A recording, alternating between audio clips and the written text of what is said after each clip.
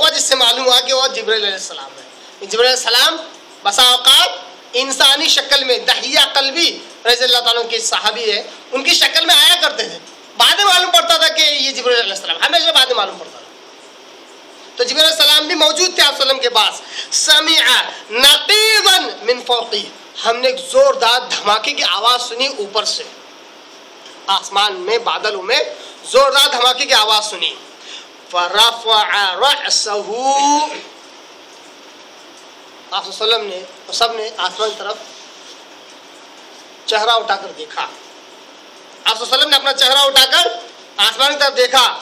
فقال,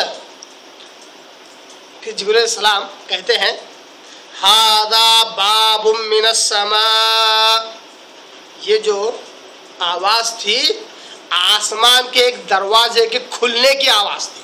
جب آسمان کا دروازہ کھلا تو اتنی دھماکے دار آواز آئی.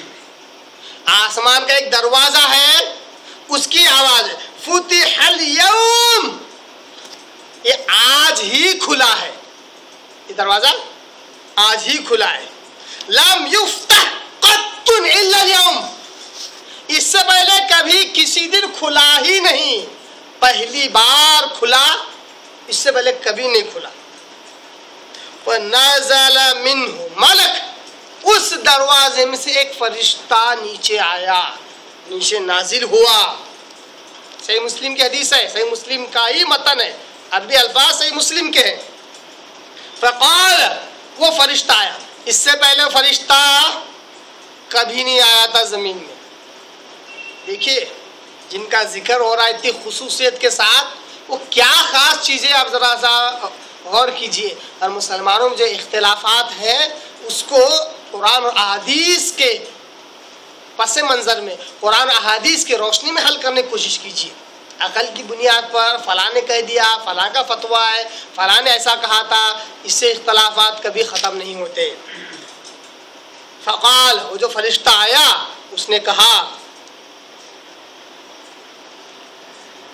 نہیں جبرائیل السلام نے کیا کہا, فقال ھذا ملک, یہ فرشتہ ہے. جب وہ فرشتہ آیا آپ صلی اللہ علیہ وسلم کے پاس تو آپ صلی اللہ علیہ وسلم نے کہا یہ فرشتہ ہے. نزل الی الارض, یہ زمین کی طرف اتارا گیا ہے. لم ينزل قط الا اليوم, اس سے پہلے کبھی نازل نہیں کیا گیا, کبھی اتارا نہیں گیا اس سے پہلے, صرف اور صرف آج ہی اتارا گیا. فسلم, اس نے سلام کیا, اس فرشتے نے سلام کیا. وقال, اور کہا اس فرشتے نے, ابشر, بشارت سن لو اے محمد صلی اللہ علیہ وسلم, بشارت سن لو, خوش ہو جاؤ. ابشر بنورین, دو نوروں کی بشارت لے لو مجھ سے, دو نوروں کی بشارت لے لو, دو نوروں کے تعلق سے خوش ہو جاؤ. اُوتیتہما, جو آپ ہی کو دیے گئے ہیں. لم یؤتہما نبی قبلک, تم سے پہلے کسی نبی کو یہ دو نور نہیں دیے گئے. دیکھیے کیا بہترین فضائل ہمیں مل رہے ہیں سورہ بقرہ کے آخر دو آیتوں میں, اتنے فضائل.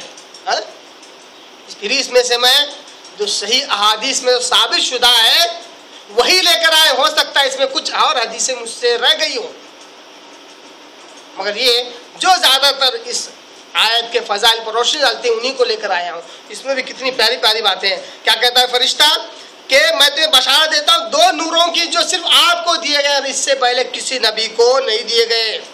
فاتحۃ الکتاب, ایک نور اس میں سے کیا ہے, فاتحہ, سورہ فاتحہ ہے. غور کرنے کی بات ہے. صحیح مسلم اور سنن نسائی کی حدیث. لوگ کیا کہتے ہیں پتہ ہے, جب امام قرات کرنے لگے تو خاموش رہو. کیا کہتے ہیں, اللہ نے کہا نا قرآن میں, ہم کہتے ہیں قرآن میں اللہ نے کہا جب قرات کرے یعنی قرآن پڑھے تو خاموش رہو. قرآن پڑھے تو ہے نا, قرآن میں سورہ فاتحہ داخل تو ہے مگر حقیقت میں وہ قرآن کا حصہ نہیں, وہ نور ہے. وہ نور خصوصی اعتبار سے دیا گیا ہے, ام الکتاب ہے. اس لیے جہاں کہیں بھی احادیث مبارکہ میں آیا آپ صلی اللہ علیہ وسلم نے یہی کہا کہ امام کے پیچھے جماعت میں کوئی چیز مت پڑھو الا بفاتحۃ الکتاب، سوائے سورہ فاتحہ کے۔ بخاری، مسلم، ترمذی، ابو داؤد، ان گنت حوالے، ان گنت صحیح احادیث کے ان گنت حوالے۔ کیا کہا وسلم نے؟ امام کے پیچھے جماعت میں کوئی بھی سورت نہ پڑھو، کوئی بھی قرآن نہ پڑھو سوائے سورہ فاتحہ کے، اور اسی کو قرأت قرار دیا وسلم نے۔ قرأت کس کو کہتے ہیں؟ سورہ فاتحہ چھوڑ کر۔ یہاں آپ وسلم کیا کہتے ہیں؟ یہاں آپ وسلم سے کہا گیا آپ کو 2 نور دیے گئے، اس میں سے ایک نور کیا ہے؟ فاتحۃ الکتاب۔ خاص فرشتہ آ کر دے رہا ہے، یہ چیز خوشخبری دے رہا ہے کہ ایک ہے فاتحۃ الکتاب و خواتیم سورۃ البقرہ، اور سورہ بقرہ کے کا خاتمہ 2 آخری آیتیں، یہ بھی 2 نوروں میں سے ایک نور ہے۔ لن تقرأ بحرف منہما الا اعطیتہ۔ کتنی نورانی صورتیں ہیں، آپ اس پہ سے اندازہ کیجئے۔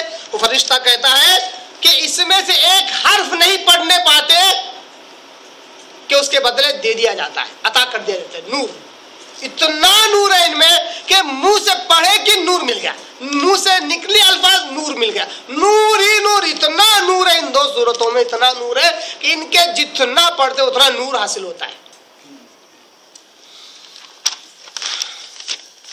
تو یہ سورہ بقرہ کی آخری حدیث تھی۔ اس کے فضائل میں اللہ سے دعا کرتا ہوں کہ اللہ تعالیٰ ہم کو قرآن مجید کی آیتوں کو سمجھنے، اس پر عمل کرنے کی توفیق عطا فرمائے۔ وآخر دعوانا ان الحمد للہ رب العالمین۔